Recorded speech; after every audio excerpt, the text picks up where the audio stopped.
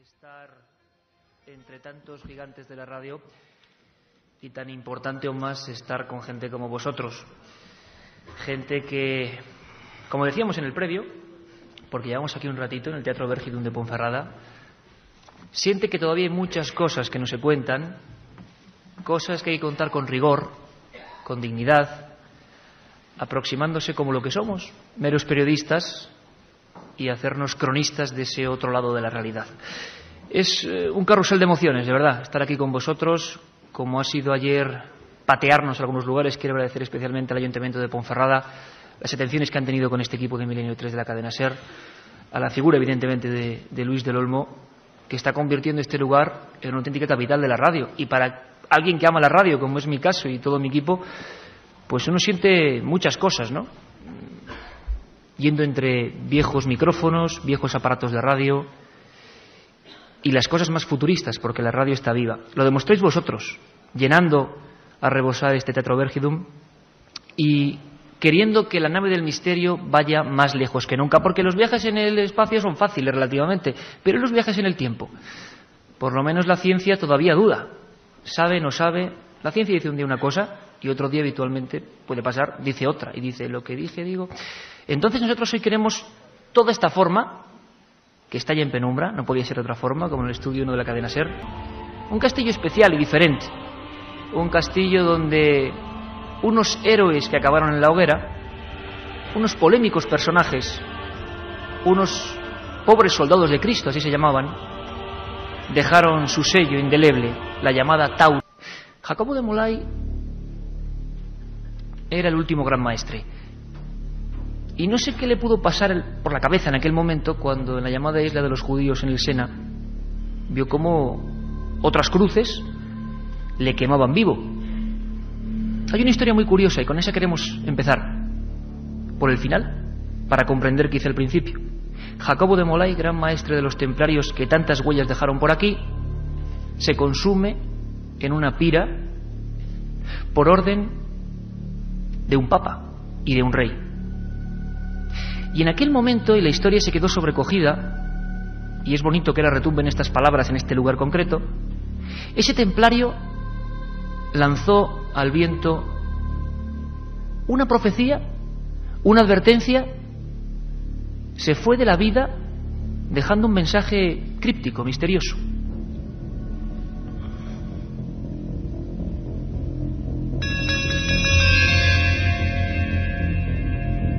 Dios conoce que se nos ha traído al umbral de la muerte con gran injusticia. No tardará en venir una inmensa calamidad para aquellos que nos han condenado sin respetar la auténtica justicia. Dios se encargará de tomar represalias por nuestra muerte. Yo pereceré con esta seguridad.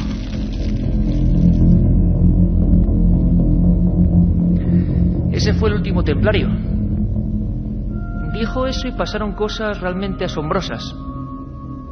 Vamos a discutirlo aquí porque yo, como al final creo que hay que ser escéptico con todo, pues bueno, vamos a escuchar opiniones y sabremos si esto fue certero o no. Jacobo de Molay hizo esa especie de profecía extraña y si los datos no me fallan, creo que 37 días después el papa que le había condenado fallecía, además, según los galenos. Incluso creo que tengo por aquí algún extracto del informe porque describen su enfermedad como absolutamente, fíjate, víctima de un dolor insufrible que le mordía el vientre. Ese fue el fin de Clemente V. Bueno, una casualidad. Lo más curioso es que ese rey del que os he hablado, que también participó en ese contubernio quizá contra los templarios en ese juicio, que era Felipe IV el Hermoso, muy cerca de Fontainebleau se golpeaba con una rama de árbol, fallecía casi solo, presa de unos grandísimos dolores. La profecía de Jacobo de Molay se había cumplido.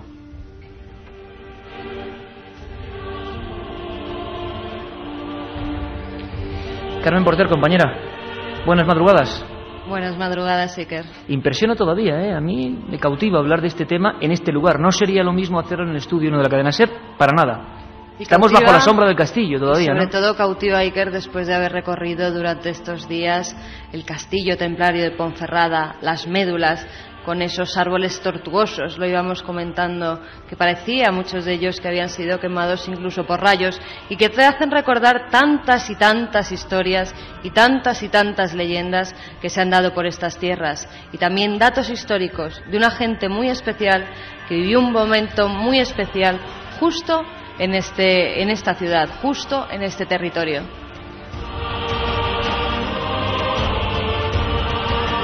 No es cuestión de hacer justicia o no hacerla, es cuestión de revisar la historia, de tener el privilegio y la magia de la radio para viajar y ver qué ocurrió. Tenemos a dos especialistas, dos amigos sobre todo, dos personas que han pasado gran parte de su vida, aunque son muy jóvenes, investigando y siguiendo la senda, esa tau templaria que todavía sobre el castillo de Ponferrada se puede ver. Pero como decíamos, no hay más que acercarse a una librería y ver que todos los grandes éxitos tienen que ver de alguna forma ahora mismo con la sombra de los templarios, de los cátaros, por cierto, vamos a hablar también de los cátaros en esta zona, en esta especie de lugar misterioso, observatorio, como decíamos. Mariano Fernández Urresti, licenciado en Historia, autor de Viaje mágico por el Camino de Santiago, de Oca a Oca por el Camino de las Estrellas, creo que lo subtitulas, editado por Editorial Edad. Mariano, es un placer tenerte aquí con tantos amigos. Como decía antes, el otro invitado que ahora vamos a presentar, menos mal que está todo casi en penumbra y a oscuras porque no nos damos cuenta de la barbaridad de gente que está aquí dentro viviendo la radio. Gracias, Mariano, por estar con nosotros. Muchas gracias a ti, Iker, por invitarnos. Mariano, esa tau de Ponferrada, ¿significa mucho? ¿Significa poco? Significa probablemente muchas cosas. Lo bueno del asunto es que al final queda siempre en el misterio. Significa que en la toponimia de esta región existen muchos pueblos que comienza su nombre por la letra T, justamente, ¿no? Toreno, Turieno de los Caballeros, Tombrío, muchas T's. Y hay una cosa que a mí me gustaría subrayar para que todavía quede más claro que estamos en un territorio realmente mágico. En el Camino de Santiago hay una costumbre. En la Cruz de Ferro hay que hacer un pago simbólico, el pago de una piedra. Probablemente sea el pago por entrar en un territorio sagrado. Probablemente sea un símbolo, pero un símbolo que creo que puede ser bonito recordar hoy. Al otro lado de esta nave del misterio que se extiende, ¿no?, con tentáculos en este Teatro Vergidum, Javier Sierra, compañero, miembro de este equipo, director de la revista Más Allá y autor de Las Puertas Templarias, que es el ejemplo de cómo los templarios sirven no solo para el ensayo y la investigación histórica, sino para ensoñar, para sugerir una novela de investigación, como tú dices, compañero. Sí, una novela que trataba de reconstruir muchas de las lagunas que rodearon el origen de la Orden de los Templarios, justo el polo opuesto de lo que acabamos de escuchar en voz de Jacques de Molay hace unos minutos, porque si algo tiene de misterio la Orden del Temple es precisamente como de lo que fueron el germen de 9 caballeros. Fueron 9 exactamente. Sí, eso es lo que dice la leyenda. En 1118 9 caballeros llegan para proteger el solar donde se construyó el Templo de Salomón. Durante 9 años esos 9 caballeros estuvieron allí practicando una serie de restauraciones y de excavaciones y algo debieron encontrar, algo que les hizo regresar a Francia, a la Champaña, de donde ellos habían procedido, y donde inmediatamente se convirtieron en la orden más poderosa, con más privilegios, con más capacidad económica, con más territorios administrados y con más independencia de la historia.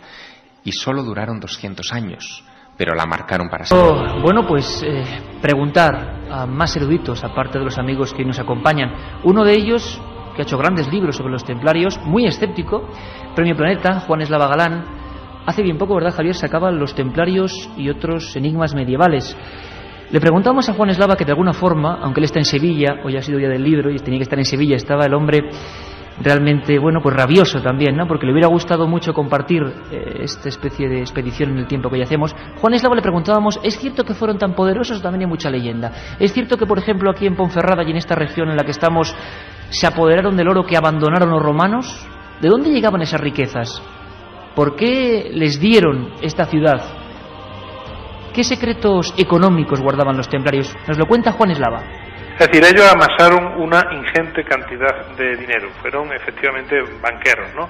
Y, por supuesto, el dinero que ellos tenían estaba muy por encima del que tenían muchas monarquías europeas, entre otras cosas porque los reyes se administraban muy mal, tenían muchos gastos, y ellos, sin embargo, tenían un criterio, digamos, económico muy moderno. Pero cuando se aniquiló a los templarios, esos tesoros que se esperaban encontrar, pues no se encontraron. Únicamente, bueno, las tierras que tenían, las encomiendas, etcétera, se les pudo quitar, pero no había tesoro, no había oro amonedado como se suponía. Y además, como siempre, 7640, palabra milenio, tenéis la oportunidad, los que, hay que decirlo hoy entre comillas, ¿no?, los que no son los privilegiados, los cientos de amigos que están aquí, de preguntar a nuestros especialistas. Yo probablemente podría responder a bastante poco, solo soy un mero observador, pero sí a Mariano y a Javier, y preguntar tantas y tantas dudas que vemos que siguen suscitando. Estamos muy cerca del programa número 200 de Milenio 3, y Carmen, qué cantidad de preguntas, siempre desde el programa número 1, templarios, y dijimos, bueno, templarios cuando vayamos al sitio que merece la pena, ¿no? Y ya no eran solo preguntas, también eran amenazas, diciéndonos, o hacéis un programa de templarios o me dais ir a la cadena SER y enseñaros algo, porque algunos eran eruditos y decían que ya era hora de que se hiciera algo serio, que la gente debía conocer esta historia sobre los templarios. Y además siempre nos siguen asobrando los oyentes, desde ese 7640, palabra clave milenio, espacio, y lo que vosotros queráis, las preguntas, las sugerencias. Katia Rocha pasará luego con las preguntas y las cuestiones de los oyentes, y ellos nos cuentan historias también, que además algunas de ellas hemos ido recogiendo, las que nos enviaban, para traerlas aquí y que todos los oyentes a nivel nacional pues supieran de ellas. Puedan disfrutar de ello, porque es una pena. Bueno, espero que Milenio pudiera ir a muchos sitios, porque antes estábamos hablando de historias como Manuel Blanco Roma Santa, el lobisome, el hombre lobo, que vagó y fue apresado en Ponferrada, un caso único en el mundo, con las actas, con los documentos. Estábamos hablando de una historia que nos ha puesto todos los pelos de punta, sinceramente. Una de esas casualidades del destino, no quiero llamarlo profecía, pero sí una ensoñación, ocurrió en ese dramático accidente de Torre del Bierzo, que aquí todavía está muy presente y que desde luego no queremos ni mucho menos ahondar en lo malo, pero sí en una persona que, según la Guardia Civil de la época, y en una investigación fabulosa, parece que había predicho el acontecimiento y avisado a la gente 3 días antes de aquel fatídico 2 de enero de 1944. Como decíamos, el misterio a veces da vueltas, revueltas, los archivos guardan enigmas que creíamos que eran mitos y están ahí y se pueden contar, y ese periodismo es el que intentamos hacer.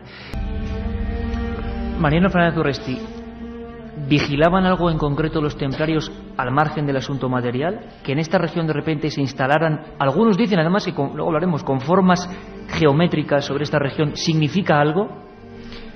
Hay algunos autores, Luis Charpentier, por ejemplo, hace referencia a los lugares que en la toponimia tienen el nombre de espino. Entiende que el espino es la barrera, la protección del secreto, del tesoro.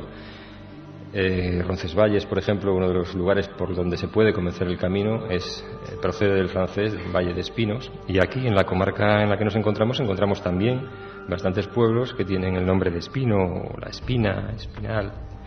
En definitiva, parece que también aquí había secretos, sin duda. Y siempre con una simbología, en nombres, en cosas ocultas, nunca nada rotundo que se pueda agarrar. Bueno, hay una serie de cosas que... Vamos a ver, podríamos pensar, como se ha insinuado, que los templarios estuvieron asentados aquí por una razón meramente monetaria o económica, relacionada con el posible oro de las médulas. Sin embargo, en esta zona, como otras muchas donde se asentaron los templarios, concurren una serie de circunstancias que vienen a confeccionar el cuadro clínico habitual del lugar donde se asientan los templarios. Se me ocurren unas cuantas, si quieres. Muy rápido, Mariano. Te cito rápidamente. Vamos a ver, tenemos un lugar, el Valle del Silencio, donde hubo movimiento, vida eremítica desde los primeros momentos del cristianismo. Ese es un lugar, una cosa, un síntoma repetitivo en muchos de los enclaves templarios. Tenemos alusiones veladas a la alquimia en presencia de herrerías o ferrerías, como por ejemplo en Compludo. Tenemos culto a la Madre Tierra, que se representa simbólicamente en la Virgen de la Encina, que casualmente encuentra un templario según la leyenda. Tenemos esas taus que aparecen en la toponimia y esos nombres de la espina. Incluso hay algunos que todavía se atreven a ir más lejos y establecen relaciones astrológicas y astronómicas con el castillo de los templarios. Como las 12 almenas principales, que muchos hablan de un zodiaco. Me gustaría rápidamente, si me permitís, Mariano, Javier, porque vamos a hablar de muchos temas, sí, saludar. Tenemos un invitado, director del Museo del Bierzo. Queríamos simplemente quitarle unos minutos a hacer una pregunta. Carmen, él es... Se trata de Jesús Courel. Además, gracias a él entramos anoche en el castillo a visitar ese maravilloso castillo. Es director del Museo del Bierzo, director del Museo de la Radio y de las Cofradías, además de, ya lo he dicho, ese magnífico castillo. Vais a hacer una biblioteca templaria, creo que es algo absolutamente pionero. ¿Por qué?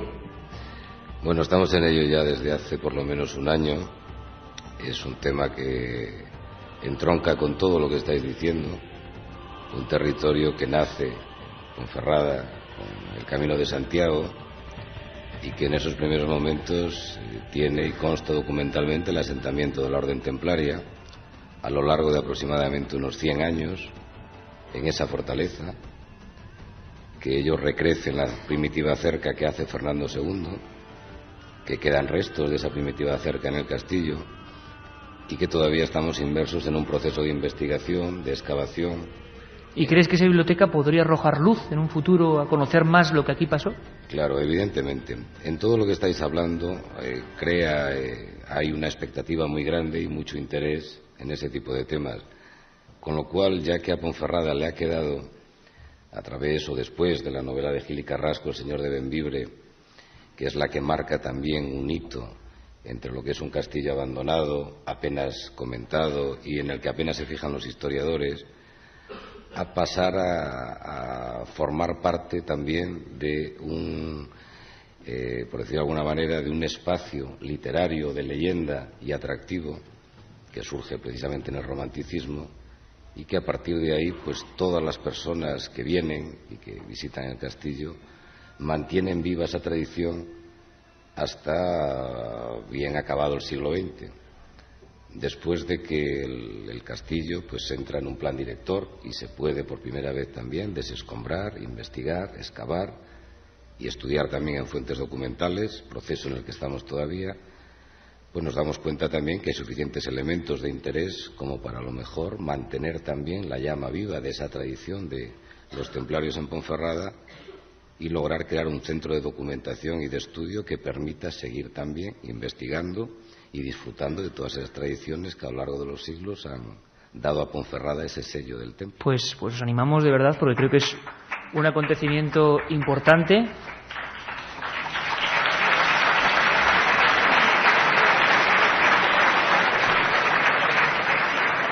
Creo que siempre es bonito echar, como decíamos, una ojeada a lo que desconocemos, y es tanto lo que desconocemos y tanto lo que atrae a la gente de todas partes, que yo creo que puede ser una misión, tenéis todo el apoyo de Milenio 3, y que ojalá otros sitios aprendan, porque hay otros sitios con pasado templario que podían iniciar la aventura de una biblioteca templaria. Espero también que sea un lugar para gente como Javier, para gente como Mariano, que puedan ir a documentarse y que incluso pudieran ellos aportar sus investigaciones. Carmen, comentabas algo de mensajes, la gente está escribiendo, 7640. Pues sí, Katia Rocha me lo está diciendo, ya sabéis, mensajes al 7640, palabra clave, milenio, espacio y lo que vosotros queráis. Si quieres, al empezar el programa iremos con algunas de esas preguntas, con algunas de esas sugerencias, incluso con algunas de las historias que ya nos están llegando y que nos cuentan nuestros oyentes. Perfecto, porque no os lo podéis perder. Volvemos después del informativo de la cadena SER. Cátaros en el Bierzo, ¿qué pasó con ellos? ¿Quiénes eran? ¿Arca de la Alianza?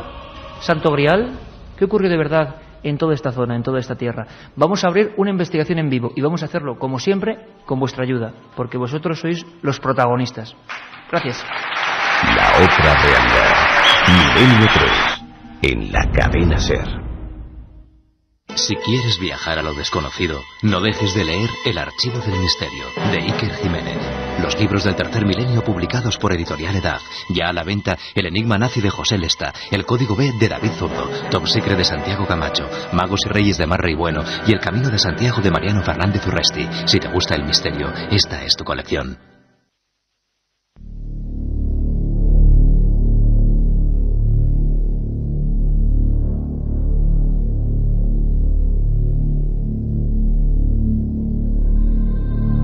Y 7 de la madrugada continuamos en el Teatro Vergidum de Ponferrada, acercándonos a varios enigmas históricos, sobre todo los templarios, la gran bandera de enganches, los templarios, y estamos disfrutando de esta comunión con la gente. Carmen Porter, me hablamos de los mensajes, ¿no? Y ahora mismo va a venir Katia Rocha con esos mensajes en el 764. Oye, hay gente que todavía habla de que los templarios no se extinguieron, los neotemplarios, es decir, que Javier, eso ocurre, ¿no? Es decir, ahora vamos a ver todo lo que pasó con ellos, pero todavía hay gente que defiende, hubo auténticas sectas, que los templarios no se extinguieron en la hoguera. O que han intentado recuperar los preceptos de la orden y han fundado nuevas órdenes precisamente bajo el sello del Temple. Incluso una revista italiana de investigación histórica llamada Era, hace cuestión de unos meses, publicaba un documento inédito encontrado en los archivos del Vaticano donde Clemente V, arrepentido antes de morirse, el Papa del que hemos hablado, el Papa del que hemos hablado, arrepentido, volvió a devolver la dignidad a los templarios. Lo que ocurre es que murió demasiado rápido y no dio tiempo a que esa dignidad volviera a hacerse pública. Y muchos de esos neotemplarios han querido agarrarse a ese documento para justificar la legitimidad de su orden. Pero imagínate el follón que supondría que el Vaticano mañana admitiera esas reclamaciones de los neotemplarios. Muchas encomiendas, muchas propiedades que les fueron expropiadas y que pasaron a otras órdenes de caballería u otras órdenes religiosas, deberían ahora ponerse en manos ¿de quién? Mariano, por cierto, hablamos de esa gente en la hoguera que dramatizábamos de alguna manera en una voz de nuestro compañero Rafael Romi Gorance, auténtico maestre templario. Mariano, hubo un juicio, la gente sabe, se queda con esa imagen que es el punto de partida. Hubo una gente que fue quemada, eran cristianos. Algunos jueces hoy, analizando la documentación que existe, hablan de juicio completamente injusto, de mentiras, injurias. ¿Cuál fue la acusación que hicieron los papas y los reyes, o el papa y el rey, en contra de estos caballeros? Bueno, se fue urdiendo todo un expediente que fue engordando hábilmente Guillermo de Nogaret en favor de los intereses del rey francés, el cual estaba endeudado hasta los ojos con el Temple. Ahí podía surgir un problema, ¿no? Sí, eso por un lado. Por otra parte, dicen algunos que el propio rey había pretendido ingresar dentro de la orden y había sido desestimada su solicitud, por decirlo de alguna manera suave, y que todo eso fue alentando el rencor en el monarca y urdiendo, como te decía, ese expediente, hasta que finalmente, bueno, pues se fue confeccionando una lista de acusaciones, algunas de ellas difícilmente creíbles, otras tal vez la propia actitud, a veces soberbia de los templarios, muchas veces soberbia de los templarios, favoreció la credibilidad de las mismas. Se les acusó de escupir sobre la cruz, de renegar de Cristo. De escupir sobre la cruz cuando ellos, evidentemente, vienen empezado una historia. En los ritos de iniciación, en los ritos de incorporación, al menos de algún círculo íntimo, porque tal vez habría que delimitar de qué hablamos cuando hablamos de los templarios y de sus secretos, y todos los templarios conocían esos secretos, solamente un círculo íntimo de los mismos. Se les acusó de herejía, de adorar al Baphomet, que era una especie de Manitú o ídolo de los templarios. Se les acusó de sodomía, se les acusó de muchas cosas, ¿no? Todo esto, fíjense, es como pues acostarse teniendo a los templarios como los campeones del cristianismo y levantarse teniéndoles como los grandes herejes del cristianismo. La otra realidad, Milenio 3, en la cadena SER. Hacemos un mínimo alto, Mariano, porque creo que está aquí ya Katia Rocha, que va a avanzar ahora mismo por el estrado, con mensajes. Queremos saber qué opina la gente ahora mismo, porque siempre es un estudio alucinante. No os imagináis lo que es sondear directamente al público y saber qué opina, qué piensa la gente como la que está aquí con nosotros en el Teatro Vergidum. Katia, ¿qué dice la gente? Pues como siempre adelantándose a los temas, ya lo decíamos antes, oyentes que nos preguntan, ¿es verdad que los templarios fueron o son los grandes guardianes de la Sábana Santa y el Arca de la Alianza? Menudo tema. Bueno, aquí podéis hablar los tres. ¿Tú que has visto la Sábana Santa, Carmen, y que publicaste el libro de la Sábana Santa? Bueno, ahora mismo tenemos, yo sé que puedo dar envidia a quien nos oiga, pero no ese es el significado, pero bueno, tengo que decirlo, teatro a oscuras y una imagen gigantesca de la Sábana Santa con el filtro azul. Impresionante, porque es impresionante, sea lo que sea la Sábana Santa. ¿Hay algunos documentos en torno a la Sábana Santa y a los templarios? ¿Se ha hablado en la tradición de eso, no? Sí, se ha especulado con la idea de que en determinado tiempo pudo estar en manos de los templarios. Es más, hay científicos de últimas investigaciones que dicen que incluso puede ser la cara de uno de los templarios, que puede ser el cuerpo de gente, de uno de los maestres, que en vez de ser quemado fue crucificado. Esos son los últimos datos que hay en torno al temple. Teorías, ¿no? Teorías. teorías. Del propio Jacques de Molay, se dijo. Exactamente. No de cualquiera, sino del último. Del gran maestre y último gran maestre. Que es una historia terrible, pero se sabe que los interrogatorios que se hicieron a Jacques de Molay antes de quemarlo en la isla, tal como tú comentabas antes, Iker, se sabe que durante los interrogatorios se clavó a Jacques de Molay en una puerta por las muñecas y se hacía girar la puerta para que los dolores fueran terribles, ¿no? Más mensajes, Katia. David nos pregunta, ¿los últimos templarios murieron de verdad en Jerez de los Caballeros, Extremadura? Los oyentes aportan un montón de teorías, ¿eh? Otro oyente de Coria nos pregunta por más datos del castillo, quiere imaginarse que está allí. Vamos ahora mismo con ello. Nos piden que recomendemos libros. ¿Cuándo fueron los maestros templarios? ¿Qué se piensa que encontraron en el templo de Salomón? Las iglesias y castillos templarios son fuentes de energía. Hay enclaves templarios que están relacionados con Segovia y la iglesia de Veracruz. Otros oyentes nos preguntan que si existe en la actualidad algún reducto de las órdenes templarias antiguas o si la Virgen de San Martín de Montalbán tiene en la espalda símbolos templarios y por qué los tiene. Javi de Madrid era el que nos decía esto, que me llama mucha atención. Yo no lo había visto. Fijaos qué resumen, que es simplemente una mínima parte de lo que piensa la gente, de lo que seguro que muchos de vosotros pensáis o sugerís. También hay un tema que le gusta mucho a Javier Sierra, si se fueron de verdad a América y encontraron allí oro. De eso no desvelemos mucho misterio porque viene después. Templarios en América ya sería tremendo, ¿no? Pero bueno, hay datos y aquí vamos a ver algunas imágenes. Carlos García Costoya, archivero de Temple España, toda una vida dedicada a los templarios, a preservar de alguna forma su legado, y como los deseos de los oyentes de Milenio son órdenes, nos preguntaban por más datos del castillo, pues escuchad. Luego hay autores que apuntan a las médulas, el magnífico yacimiento aurífero, que en la época romana fue el mayor yacimiento de oro de todo el mundo, de todo el orbe. La verdad es que el yacimiento se agotó casi con los romanos y en época templaria, aunque pudieron estar, no se encontró ningún vestigio de excavación. Lógicamente lo visitarían, pero no se encontró ningún tipo de vestigio. Luego también está el tema que pueden ser un enclave perfecto en la zona más segura en el noroeste peninsular. Sabemos que los templarios eran los banqueros de la Edad Media. Aparte de eso, hay autores que especulan que tenían el Arca de Alianza, cosa muy posible, ya que estuvieron excavando en el Templo de Salomón. Y un autor local, Antonio Noya, dice que incluso pudieron guardar durante una temporada el Arca de Alianza en los sótanos del castillo de Ponferrada. Esto, la verdad, se desconoce, pero sí que es un enclave bastante importante y muy bien protegido. Con lo cual quiere decir que no estaban allí solo para custodiar peregrinos, no estaban solo para vigilar el Camino de Santiago, algo muy grande tenían que esconder los templarios en Ponferrada. En Ponferrada no hay más que ver la complejidad que tiene ese castillo. Ese castillo es mucho más complejo que los castillos que se hacen en otros lugares de la península en su época, porque directamente lo están haciendo templarios que conocen ya la edificación que está más desarrollada en Tierra Santa.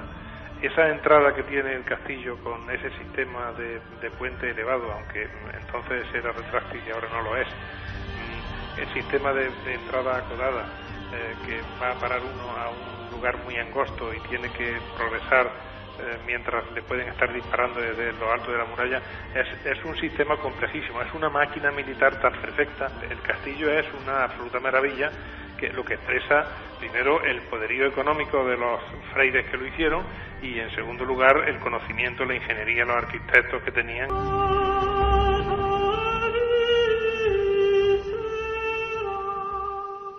Nosotros, pobres de Cristo, errantes, huyendo de ciudad en ciudad como las ovejas en medio de lobos, sufrimos la persecución de los apóstoles y los mártires.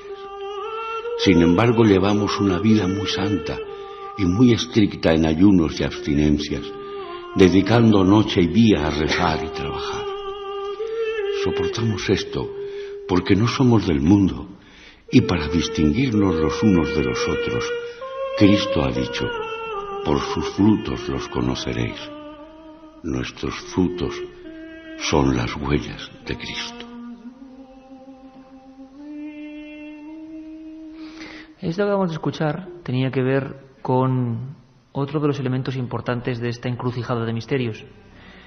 Los últimos descubrimientos no solo eran de templarios, sino unos amigos o conocidos o enemigos, según sea la óptica, y que tenían que ver solamente con esta región, con las médulas y con los misterios de esta región. Se trata de lo que se llamó, de lo que se dijo, y no podemos irnos de aquí sin hacer este apunte, si me permitís, pequeño alto en el camino, porque creo que son noticias de última hora y que prácticamente nadie ha ahondado en ellas, y que significa que hubo una gente que nació igual de devota que los templarios, pero que tomaron de alguna manera otro camino, otra teoría. Se llamaban, no en España, pero sí en Francia, fueron auténticos herejes los hombres buenos, o a veces simplemente se hacían llamar cristianos, a secas.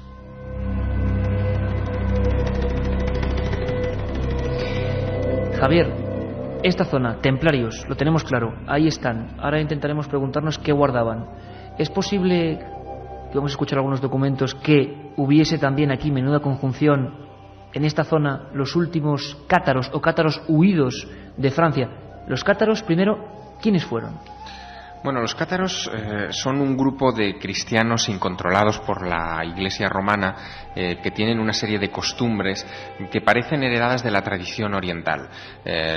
Por ejemplo, ellos abobinaban de los sacramentos tradicionales de la Iglesia católica, consideraban a los hombres y a las mujeres por igual a la hora del sacerdocio, por ejemplo. Siempre viajaban en parejas, hacían profesión de fe muy humilde, se creían descendientes de los verdaderos apóstoles, no comían carne, predicaban una abstinencia sexual rigurosa en muchos casos, incluso rechazaban en la mayoría de ocasiones el sexo.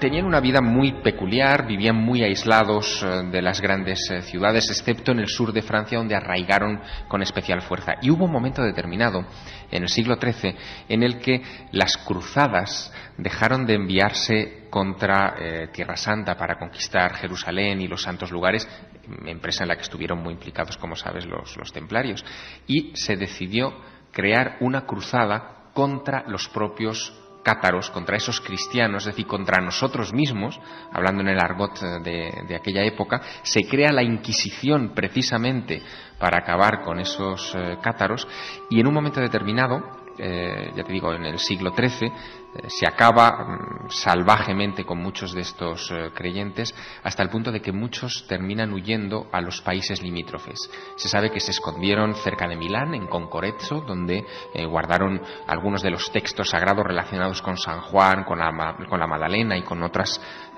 personajes, digamos, marginales de la historia sagrada, a los que ellos le profesaban una fe extraordinaria. Y también se refugiaron, evidentemente, en España, en Cataluña, y parece, por los datos que esta noche aportaremos aquí, que también hubo un núcleo importante de esos hombres puros, de esos cátaros, que es lo que significa esa palabra, que se refugiaron aquí. Puede parecer sorprendente. Todos hemos leído, o a quienes os interesa la historia habéis leído, que hubo una serie de gente que en un lugar llamado Montsegur, en un castillo altísimo que corona unas montañas también enigmáticas, quizá un paralelismo, ¿no?, en la historia de esta región y de esa parte de Francia, en el Languedoc, los propios cristianos acabaron matando a cristianos. La escena que nos cuenta la historia es terrible, porque esos cátaros que desafiaron a la Iglesia y al poder, esos cátaros no querían riquezas, no querían dinero, querían volver a un cristianismo primitivo que, según ellos, se había corrompido por completo con las riquezas. No había una conexión entre el mensaje inicial de Cristo y a lo que la Iglesia había llegado. Era lo que decían los cátaros.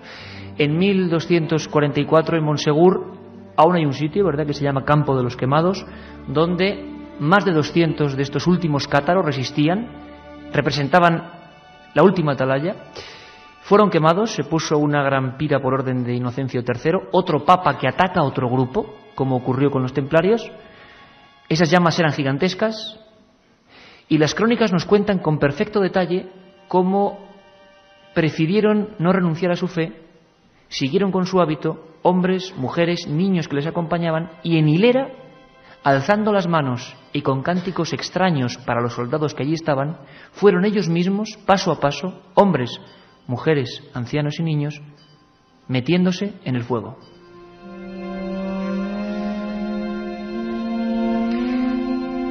Ahora mismo, últimas investigaciones, detalles que ya vienen de los más prestigiosos historiadores, como Menéndez Pidal, que en su libro Los heterodoxos españoles lo menciona. Parece que en esta zona hubo una herejía concreta. Gente de ese tipo, quizá resistentes de aquella época, que surgieron de nuevo aquí o que llegaron de allí, que decían hacer milagros, que promulgaban esa otra iglesia y que en toda esta comarca provocaron auténtico desvelo. Escuchamos a uno de los historiadores que ha sacado esta historia, uno de los investigadores que ha sacado esta historia, que es el catalán Ernesto Milà, y que tiene alguna cosa interesante que contaros a vosotros. Pero esta represión hizo que muchos cátaros optaron por el camino del exilio y algunos pues llegaron a la zona de León.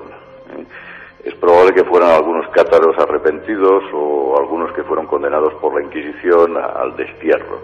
El caso fue que una vez asentados en León, pues se produjo una ósmosis entre estos herejes recién llegados y la población autóctona. Y esto pues hace perfectamente viable que existieran cátaros en León. Por lo demás, no se trata de una teoría, existen datos objetivos para confirmarlo.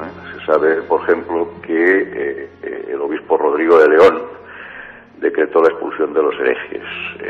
La época en la que esto ocurría era inmediatamente posterior a la represión contra el catarismo occitano, hacia principios del siglo XIII.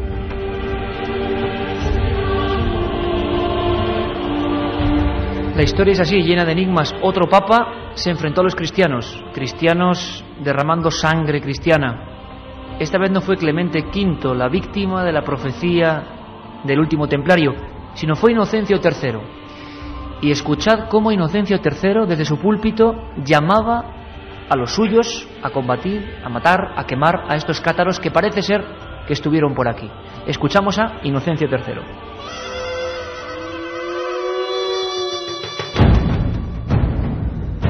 Que todo católico quede facultado de perseguir su persona y de arrebatarle y apropiarse de sus tierras y posesiones.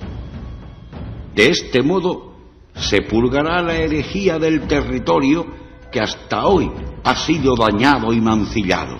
Adelante, soldados de Cristo.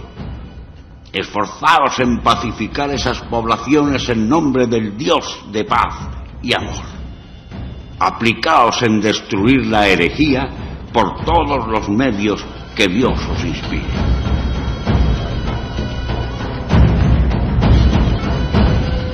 Aquí en esta tierra donde estamos, ¿cuáles fueron las acusaciones de este grupo, de esta herejía histórica, de la que se conoce poquísimo? Quizá hoy es una de las primeras veces en que se dan datos sobre ello en público.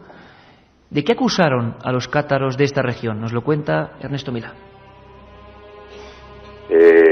Las acusaciones del obispo Rodrigo contra estos cátaros era que fingían milagros, explicaba que contrataban a gente para que se hicieran pasar por ciegos y que en el curso de la predicación cátara pues recuperaban la vista. También decía este obispo que los cátaros sembraban el campo con cartas perfumadas con mensajes que incluían mensajes místicos de los que decían que habían sido entregadas por el mismo Dios. En fin, de todos estos datos se puede pensar que la influencia de los herejes cátaros en León fue grande, pero muy breve en el tiempo, apenas unos años del siglo XIII. Pero por lo menos es de justicia recordar esa historia que era muy poco conocida, muy solapada por la historia oficial, y a veces en la oscuridad, en la penumbra, es donde están las auténticas claves. Lo que pasa es que no nos lo cuentan. Los cátaros se dice que podían ser custodios de un elemento, así como se habla de los templarios con el Arca de la Alianza, los cátaros, o estos cátaros, se habla del Grial, del Santo Grial. ¿Podemos hacer una definición exacta hoy en día de qué se piensa que es eso? Porque hay varias corrientes, ¿no? Ahora nos profundizarán nuestros expertos. Sí, que como bien decías, hay varias corrientes. El Santo Grial históricamente es la copa que utiliza Jesús en la Última Cena, y además con ella José de Arimatea recoge la sangre que emana de su costado tras clavarle el centurión esa lanza de Longinos. Otros expertos, en cambio, han identificado el Santo Grial con la sangre de Jesús, con su descendencia. Se decía que había toda una orden que hasta nuestros días ha protegido y custodiado a estos descendientes de Jesús. Templarios cátaros, objetos perdidos que parece que tienen cierto poder, que no son solo el objeto como un arca o una copa, sino algo mucho más grave, y para algunos estuvieron además custodiados por aquí o en esta parte del camino. Os recomendamos una lectura rápida e interesante y regresamos en medio minuto.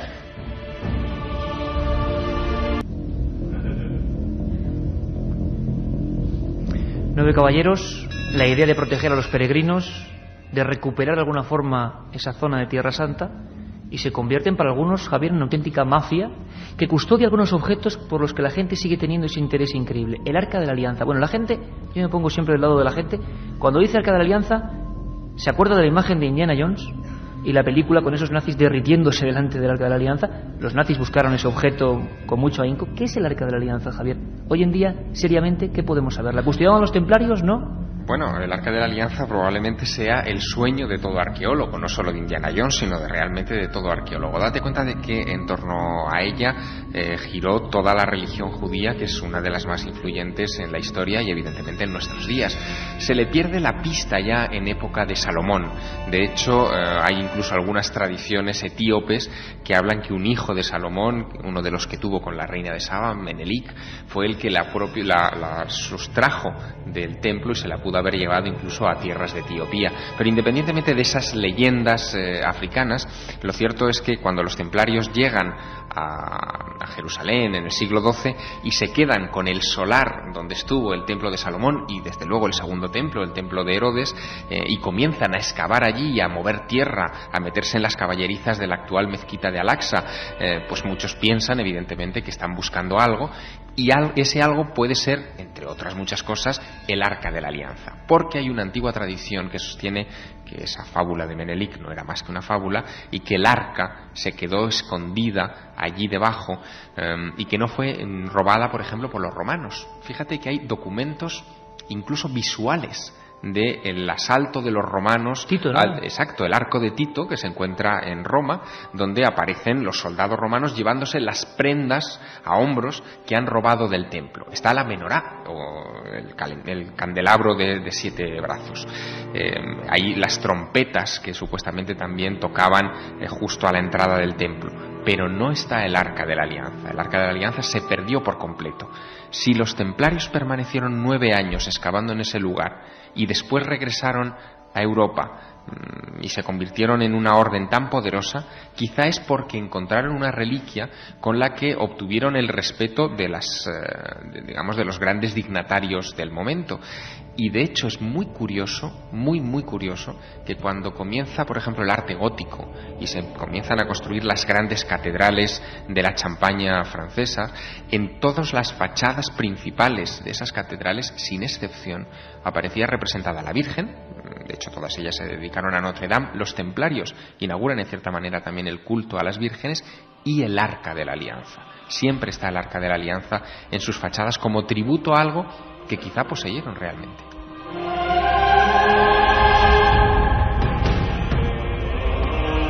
El objeto en sí, ¿tenemos datos? ¿Teletipo de ese objeto de poder?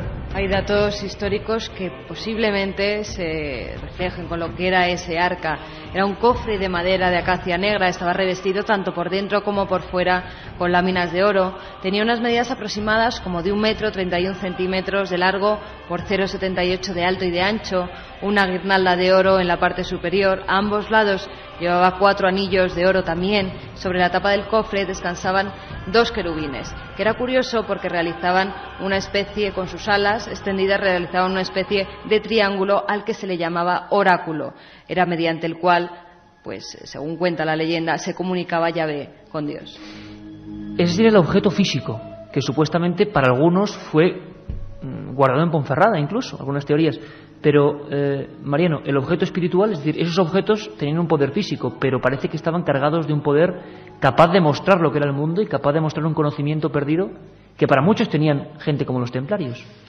Sí, es cierto. Hay incluso algunos historiadores que han novelado, y Juan Eslava Galán lo ha hecho muy bien bajo el seudónimo de Nicholas Wilcox, la posibilidad de que en el Arca de la Alianza estuviera escrito un nombre de poder, la palabra perdida, el nombre secreto de Dios, el Sen Semáforas, y ese sería el verdadero descubrimiento de los templarios, ¿no? Si no tanto el continente como el contenido, la información capaz de pues transmutar la materia, alterar las leyes físicas, crear vida y, por qué no, resucitar. Pero la pregunta es, ¿y por qué o cómo tuvieron tanta puntería aquellos 9 caballeros que no eran 9? porque hay mucha cosa creída por catálogo y no es así. Fueron 10. Hugo de Champaña se incorporó a ese grupo de primeros 9 expedicionarios en 1125, luego son 10 y no 9. ¿Qué descubren para crecer tanto, no? ¿Y cómo es que aciertan a encontrar el sitio ese? Es decir, van a tiro hecho, van teledirigidos, y si es así, ¿por quién y de dónde obtuvieron la información? Esa es la prehistoria de esta historia. Esa es la clave, quizás.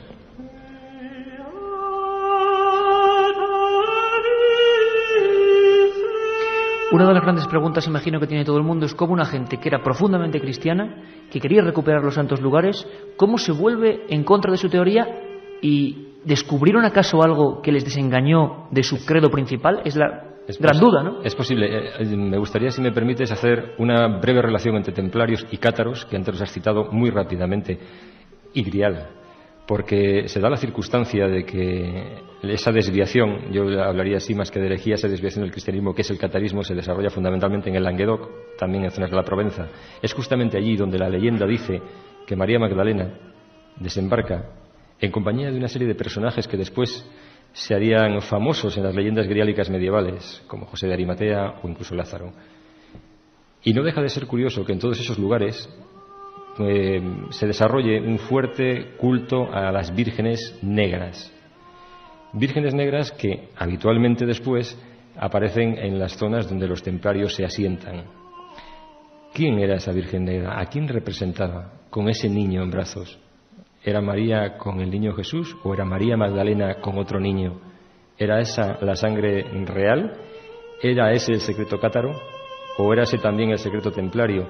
Porque muchos cátaros tuvieron relación con los templarios. No es que fueran exactamente templarios, pero sí que encontraron cobijo y asilo político, por decirlo de alguna manera, en encomiendas templarias, cuando la Iglesia demostró lo que puede llegar a ser un cristiano sin aditivos ni colorantes, ¿no?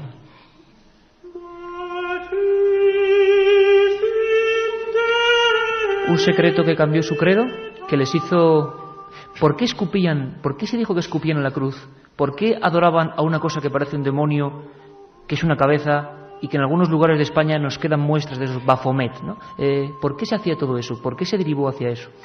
Bueno, todo eso forma parte de la investigación que incriminó a los templarios y que llevó al desmantelamiento de la orden, aunque también es muy probable que lo que ocurriera fue que los propios jueces que reunieron las pruebas malinterpretaran o tergiversaran parte de los rituales iniciáticos de los cátaros. Hay que tener en cuenta una cosa de los cátaros que generalmente se omite, y es que durante todo el periodo que duraron las cruzadas no fueron compartimentos estancos los musulmanes o los seguidores del profeta de los cristianos. Hubo mucho intercambio de información. Los templarios fueron quizá los monjes guerreros más abiertos a esos intercambios.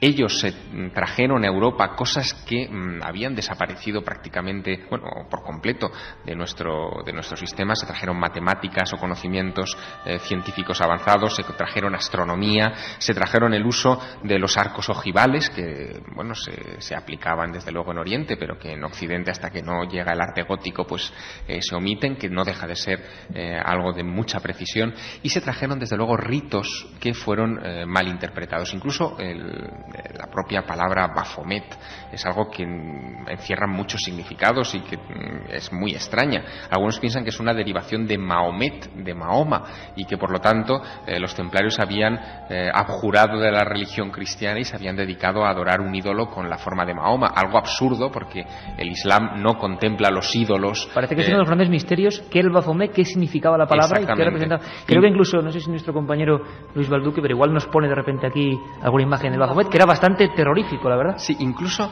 se ha llegado a plantear la posibilidad de que esa palabra Baphomet pudiera tener un significado oculto, que si se le aplicaban unas ciertas técnicas de descriptación... Ya estamos con los códigos. Sí, con los códigos, efectivamente. El código Atbas, en este caso, si se le aplicara el código Atbas, que es un código que procede del hebreo y que consiste en alterar el orden de las palabras, obtendríamos otra otra palabra bien distinta a Baphomet, que sería Sofía, sabiduría. Es decir, que lo que adorarían los templarios no sería un ídolo deforme, extraño, con una cabeza rara, sino que sería la sabiduría. ¿Y escupir a la cruz, que era una de las, digamos, argumentaciones importantes? Porque eso podría tener muchísimo que ver incluso con lo que comentábamos antes de los cátaros. La cruz, a fin de cuentas, y así lo verían, por ejemplo, los cátaros, venerar la cruz era una aberración, era venerar el instrumento de tortura romano en el que murió Jesús de Nazaret. Por lo tanto, escupir a la cruz era escupir a aquellos que habían asesinado a Jesús de Nazaret, no escupir lo que significaba Jesús de Nazaret. Por eso digo que todo depende de la óptica con la que se mire, de la precisión con la que se mire, y en este caso en concreto, de la mala intención de los jueces que fueron los que miraron las pruebas contra el temple. Acabaron en la hoguera ambos movimientos, templarios o grandes maestres de los templarios y cátaros. Hoy estamos haciendo un pequeño homenaje, no porque creamos más en sus ideas que en otras, sino porque merecen nuestro reconocimiento como parte importante de la historia y como parte enigmática de la historia. A mí me gustaría que nuestro compañero Julio Hernández nos pusiera el último corte, Julio, de Juan Eslava Galán, la última declaración, porque creo que Juan, siempre inteligente, detective de la historia auténtico, nuestro compañero, amigo y premio Planeta, deja caer una cosa, Javier, que a ti te gusta mucho, por cierto, y Mariano, que ya sería tremendo. Que esta gente, los templarios que estuvieron aquí, hubieran tenido tal cúmulo de conocimientos, como dicen nuestros expertos, tal cúmulo de ciencia, tal cúmulo de arquitectura, de matemática, que hubieran emprendido aventuras que casi ni se soñaban, aunque habría mucho que hablar de si se cruzaba el charco o no, antes de 1492. Pero le escuchamos a Juan Eslava Galán.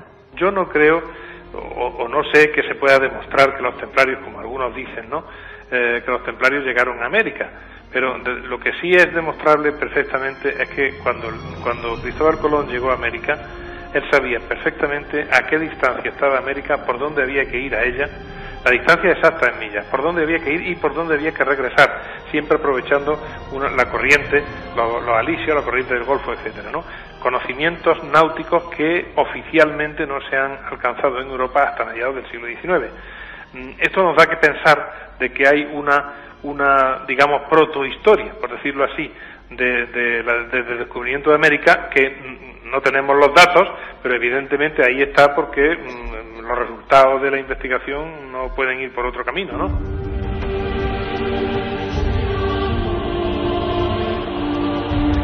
Hablaba ya hace poco con Mariano Revilla, nuestro jefe de programas, y que lleva muchos años en esto, de poder recrear de nuevo, como hicimos hace poco con esta música también, partes de no la dramatización con esta música, pero sí en este ambiente, parte de la último hálito de vida de Jesús de Nazaret, poder recrear escenas llenas de historia que todos hemos escuchado, pero que resulta que si se analizan tienen mucho misterio. El descubrimiento.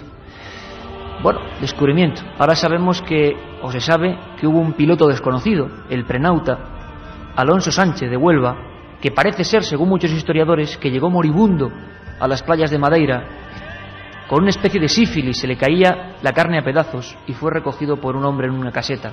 Y le contó un secreto, le contó una serie de coordenadas que fueron exactas. Por cierto, ese hombre que estaba en una playa y que recogió al moribundo se llamaba Cristóbal Colón. Por cierto también que historiadores del ámbito de la Marina como Gavin Menzies hablaban de 1421, cuando una especie de guerrero llamado Zheng-He llegó a las costas de América, y parece que hay pruebas palpables. Y recuerdo que en Milenio 3, catedráticos ni más ni menos de la historia, como Manuel Fernández Álvarez, autor de el gran libro Juana la Loca, Isabel II, nos afirmaba ante el micrófono que tenía una casi certeza de que, bueno, desde luego los vikingos habían estado en América. Siglo VII, siglo VIII. Pero ¿y los templarios? ¿Tuvieron forma? Hablan de un oro que traían de otras partes. Javier, ídolos como los que se guardan en algunos lugares, museos de Bolivia, y que muestran cruces templarias, cruces perfectas, y que siguen siendo, bueno, objetos malditos, ¿no? Y que ahora aquí en el teatro, hay que decirlo, Pues lo estamos viendo todos. Esa es una fotografía la que se contempla, es una fotografía que yo obtuve en el 94 en el Museo Nacional de Arqueología de La Paz, en Bolivia. Imagínate la sorpresa de un visitante desprevenido como yo, que pensaba fotografiar vasos de terracota de las culturas locales, especialmente de la cultura tiahuanaco, de la cultura inca, y de repente te encuentras con una piedra que tiene aspecto de monje, como si estuviera enfundada perfectamente en un hábito con su caperuza y todo. Haznos la foto, y con para la gente que nos oye en toda España. Y con las manos cruzadas por delante y con una cruz perfectamente grabada sobre el pecho. Bueno, pues este ídolo pertenece a Nupa, que es una divinidad local. Los incas hablarían de Viracocha. El propio Pizarro, cuando llega a Perú, describe cómo los cristianos, o los soldados españoles, cuando entran en algunos de los lugares de culto de ese Viracocha aparece vestido como un monje con un hábito blanco y una cruz roja, y ellos dicen, hombre, pero si este es Santo Tomás. Y entonces, bueno, pues cogen la misma estatua de Viracocha, la llaman Santo Tomás y la colocan en algunas iglesias. Es decir, que hay incluso esa especie de transpolación rápida de algo que parece que visitó América, o de alguien que visitó América, que llevó cruces, que predicó algo muy parecido al cristianismo, y del que se encuentran restos en Paraguay, en Perú, en Bolivia y en muchos otros lugares. No se puede decir con exactitud que fueran los templarios, obviamente no se puede decir, pero sí hay otras evidencias circunstanciales, dos en especial. Una, que el puerto principal de los templarios, estamos hablando del siglo XII-XIII, que el puerto principal de los templarios, en lugar de encontrarse en Marsella, por ejemplo, o en cualquier puerto del Mediterráneo, que sería lo lógico, los templarios nacen como una orden para proteger los caminos a Tierra Santa. Es decir, que de la Tierra Santa se va por el Mediterráneo o por tierra, pero siempre costeando el Mediterráneo. En lugar de estar en Marsella, como te decía, por ejemplo, estaba en La Rochelle, en el Atlántico, y todas las rutas templarias importantes de Francia coincidían en ese puerto. La flota templaria era inmensa, poderosísima, la más potente de su época. Y sin embargo, desaparece la orden, los barcos desaparecen, y muchos piensan que desaparecen en América. Segunda evidencia circunstancial, la plata. Ellos ponen en circulación miles, si no millones, de monedas de plata, de cuya procedencia no tenemos constancia. Es decir, no había tanta plata en las minas europeas como para poner en circulación tanta moneda. La única posibilidad es que esa plata hubiera procedido de alguna tierra desconocida que ellos hubieran protegido con celo. Qué mejor que América, como procedencia de esa plata, una tierra riquísima, como sabemos, en ese material, y que si ellos hubieran conservado en secreto, lo que hacían era garantizarse la exclusiva absoluta de su explotación. Un viaje en busca del misterio. Milenio 3, en la SER. Claro que hay quien piensa, haciendo uso del sentido común, que los templarios, que lo hemos visto ahí en la Plaza del Templario en Ponferrada, con ese porte que tenían, ¿no? Y eran unos, no iba a decir chulescos, porque alguien se puede sentir mal, pero eran personas, bueno, que ya hemos visto hasta muriendo en la hoguera, lanzaban profecías que luego se cumplían, por cierto. Personas que hubieran hecho un descubrimiento de ese calibre, se hubiesen callado y hubieran dejado que Colón se llevase la gloria, Mariano. Lo que está claro es que es muy difícil de creer que una organización estructurada perfectamente, que era un Estado dentro del Estado y una Iglesia dentro de la Iglesia, se dejara prender en solo una noche en Francia, como si fuera una especie de reunión de ovejitas, sin que ellos se hubieran apercibido de que tiempo atrás, meses atrás y tal vez incluso un par de años atrás, se estaba cociendo algo que les iba a perjudicar notablemente. Es muy posible que ellos tuvieran la salida prevista. Tal vez no sea casual que haya habido solo 22, algunos dicen que 23, solo 22 grandes maestres, un número también ciertamente emotivo, y se habla de que esos lugares a donde pudieron escapar pudo haber sido... ¿Número 22 emotivo por qué? Bueno, por aquello de las relaciones cabalísticas y todo lo demás, los arcanos, del tarot. O sea, un mundo ya para otro programa. Para otro programa. Y se ha hablado de la posibilidad de que esos lugares de escapatoria hayan sido probablemente América, puede haber sido Escocia, las Islas Canarias y otros lugares. Aquí en la península ibérica muchos de ellos mudaron de aspecto y se disfrazaron bajo la orden de Santiago, del Cristo en Portugal. Un dato, una curiosidad: a comienzos del siglo XIV se produce un ajusticiamiento verdaderamente peculiar en Martos, Martos, provincia de Jaén. En Jaén. 2 caballeros calatravos son ajusticiados por el rey, acusados de haber sido autores de un crimen.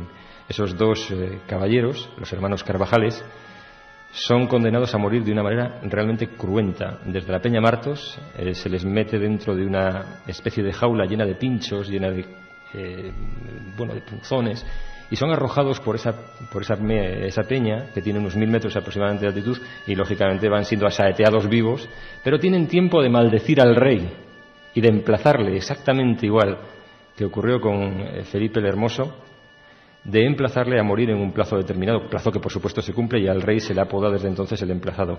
Llegan rodando, muertos obviamente, a un lugar donde hoy todavía son recordados y hay una cruz, la Cruz del Lloro. ¿Y qué quiere decir esto? Quiere decir que no deja de ser casual que también aquí haya una maldición similar, haya 2, exactamente la misma dualidad típica de los templarios, haya 2 caballeros que maldicen a un rey, le emplazan y se cumple. ¿Quiere decir esto que el conocimiento de los templarios también se había travestido en distintos lugares de España, en este caso de la península ibérica? 2 caballeros como los que conforman ese misterioso sello templario. Un caballo y 2 figuras con sus escudos. Sí. Si todavía no se comprende muy bien por qué. Si van a Martos, no dejen de ver la iglesia de Santa Marta, y ahí está la lápida de los Carvajales, donde se supone que están enterrados estos 2 caballeros.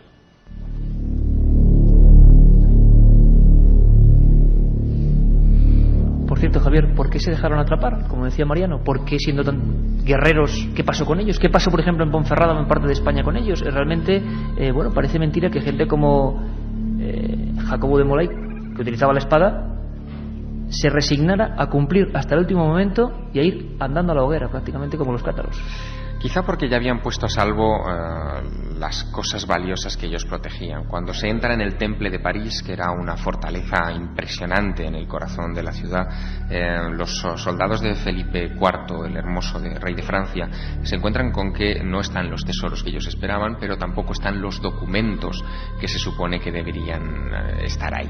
Hay muchas leyendas a ese respecto sobre el tesoro de los templarios. Algunos hablan de cofres que saldrían, por ejemplo, hacia localidades como Guisors, donde se enterrarían, otros que se embarcarían en parte de esa flota que estaría esperando en La Rochelle, quizá con rumbo a Escocia, y en Escocia hay una serie de elementos muy curiosos sobre el tesoro o el final de los templarios o los documentos finales de los templarios, documentos curiosísimos o lugares curiosísimos que, por ejemplo, ha hecho muy famosa, a mí me hace gracia esto, pero me ha hecho muy famosa la novela El Código da Vinci, ¿no?